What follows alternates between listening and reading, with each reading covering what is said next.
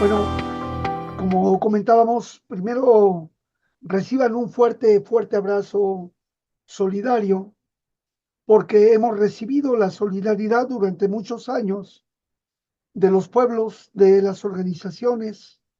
en esta lucha antiimperialista y a pesar de las difíciles situaciones que hay en el mundo y la ofensiva de la ultraderecha, como bien caracterizaba José Schulman en el inicio, México pertenece a este grupo de países que pretenden un capitalismo eh, de bienestar redistributivo que da un respiro, que da posibilidades y ante la gravedad que vivimos en muchos países hay una situación que eh, pues incluso podríamos celebrar, pero no bajar la guardia. El primer punto que sí podemos decir es que hay una vocación y un planteamiento antiimperialista dentro del propio gobierno con una posición limitada respecto al conflicto en Palestina, pero fundamentalmente ha jugado un papel de correlación de fuerzas de apoyo a otros procesos y ha tomado una distancia del imperio y se ha mantenido en cierta condición como país libre y soberano. Ese es el primer punto. El segundo punto que nos parece muy importante es que el gobierno de México pudo demostrar y desmontar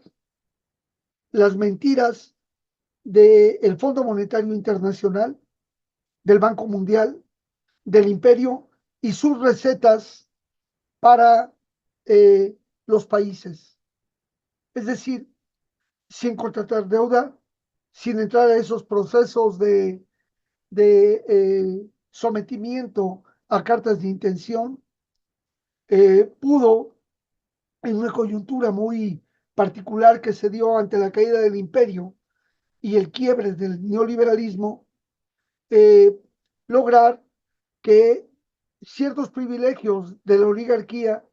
fueran revertidos en beneficio de la población y con eso pudo hacer algunos programas sociales que de alguna manera han venido beneficiando y dando un respiro a la población. El planteamiento que por el bien de México, primero los pobres, ha permitido de alguna manera paliar los estragos tanto de la pandemia como de la crisis financiera, como de los reacomodos del modelo multilateral que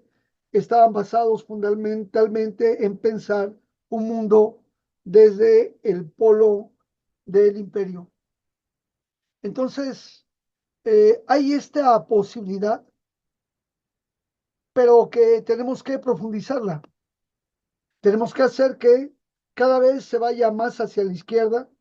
y no podemos bajar la guardia para estar atentos a toda esta cuestión. El discurso que maneja el gobierno va acompañado con la posibilidad real de haber implementado políticas que han resultado en beneficio de la población. Sin embargo, hay que comentar también que los empresarios están felices haciendo negocios con nuevas reglas, sí, pero sigue el negocio y siguen los proyectos, pero de alguna manera hay un acento que distinguimos en relación a otros momentos de México y a otros países, que mucha de la infraestructura que se va creando, muchos de estos proyectos de alguna manera van dejando beneficios a la población en general y abren una posibilidad de la lucha. Lo que podemos reconocer también es que la represión sistemática en contra del movimiento, si bien se mantiene, no tiene la crueldad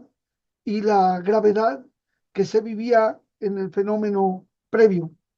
Y hay que alertar porque si bien uno de los puntos que no se logra resolver en nuestro país es el problema de la violencia, hay que entender que este es un fenómeno que se imposta en nuestro país desde la CIA, desde la DEA, desde el propio Comando Norte, que buscan justificar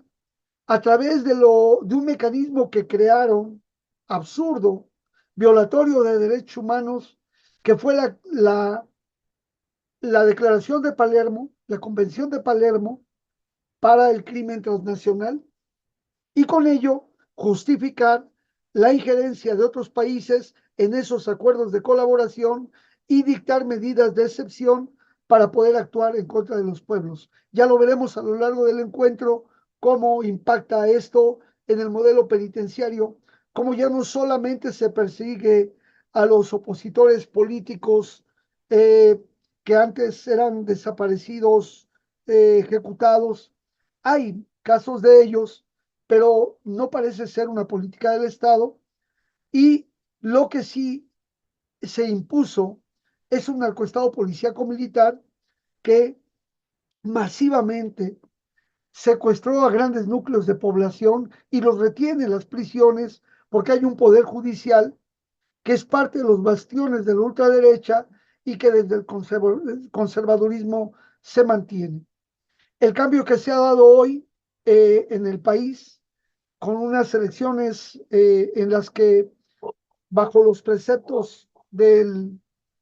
de las condiciones de la democracia capitalista, eh, de todos modos, la izquierda ganó y es un referéndum en contra de la derecha y la ultraderecha y del poder vinculado con ellos y las empresas del rechazo del pueblo de México a estos grupos y por otro lado también se traduce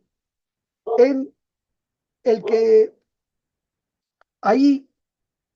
a estos grupos oligárquicos se les va poniendo una acotación.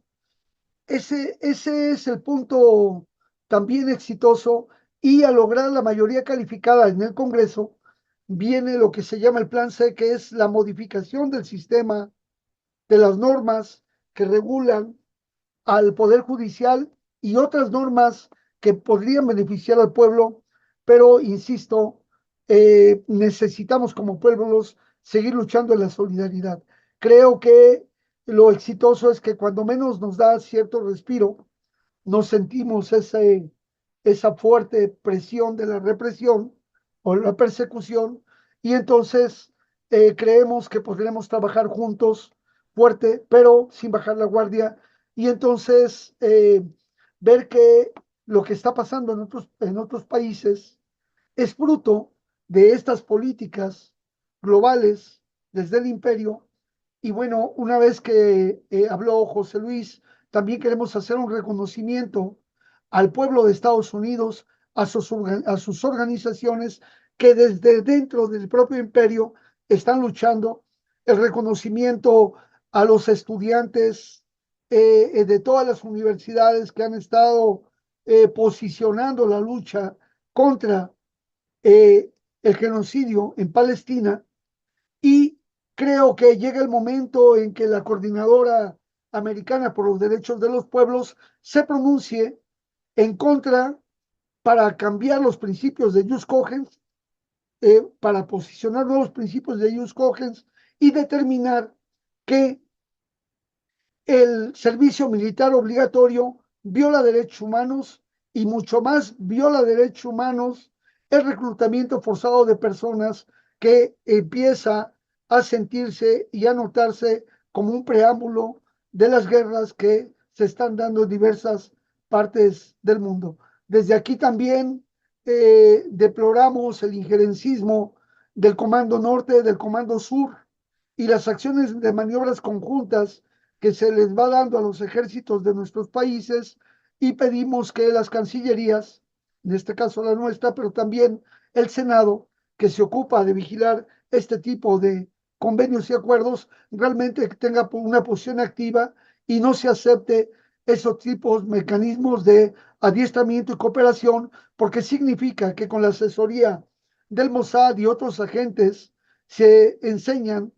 a torturar, se enseñan a reprimir al pueblo y no necesitan tener a los ejércitos de ocupación porque en esos cursos de capacitación e información actúan en contra de los propios pueblos porque vienen con la ideología que la doctrina Monroe y el garrote vil prevalecen a 200 años. Y bueno, ese es el mensaje. Muchas gracias.